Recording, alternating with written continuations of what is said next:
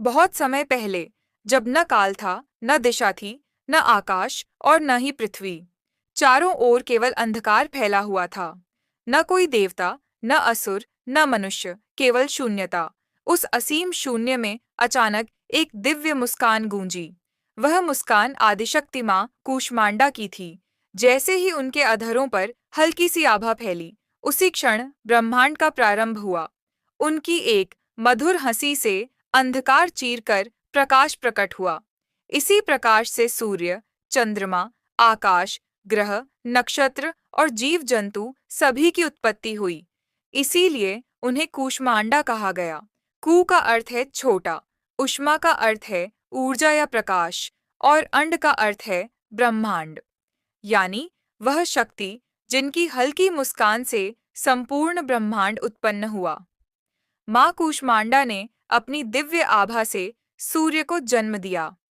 उन्होंने सूर्य के हृदय में स्वयं को स्थापित किया। वहां से समस्त सृष्टि को ऊर्जा प्राप्त हुई।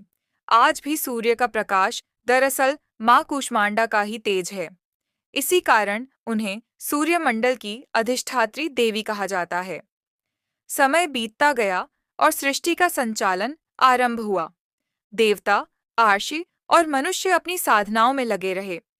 एक समय ऐसा आया जब असुरों ने अपना आतंक मचा दिया। वे यज्ञ वेदियों को तोड़ते, ऋषियों को कष्ट देते और धर्म का नाश करने लगे। सभी देवता भयभीत होकर माँ कूष्मांडा की शरण में पहुंचे। उन्होंने कहा कि केवल माँ का तेज इस अंधकार को मिटा सकता है।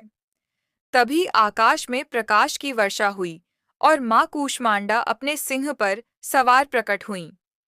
उनकी 8 भुजाएं थीं।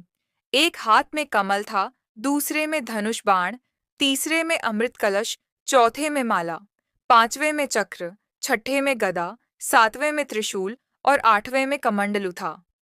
उनके तेज से संपूर्ण आकाश जगमगा उठा। असुर उनकी छाया देखकर कांपने लगे। जब दानवों ने देवताओं पर आक्रमण किया तो माँ कूष्मांडा ने अपने शस्त्र उठाए। उनकी गर्जना से पर्वत हिल उठे। सिंह ने दहाड़ लगाई और असुरों की सेनाओं को चीर डाला।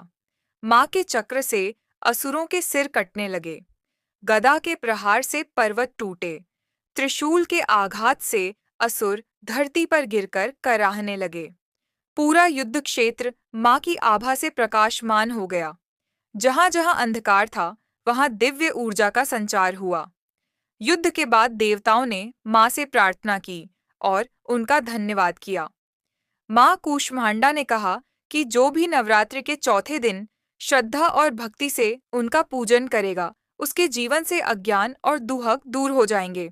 उसके घर में सुख, शांति, स्वास्थ्य और समृद्धि का वास होगा। कहा जाता है कि सच्चे हृदय से एयुएम देवी कूष्मांडाय नमः का जप करने से मनुष्य को अपार ऊर्जा और सकारात्मकता मिलती है। माँ कूष्मांडा हमें सिखाती हैं कि जब भी जीवन में अंधकार हो और निराशा छा जाए, तो सच्ची मुस्कान और ईश्वर पर विश्वास जीवन में नया प्रकाश लाते हैं। यदि आपके मन में भी श्रद्धा और भक्ति जाग उठी है, तो इस वीडियो को लाइक जरूर करें और माँ दुर्गा की और पावन कथाएं सुनने के लिए हमारे चैनल को सब्सक्राइब करना न भूलें।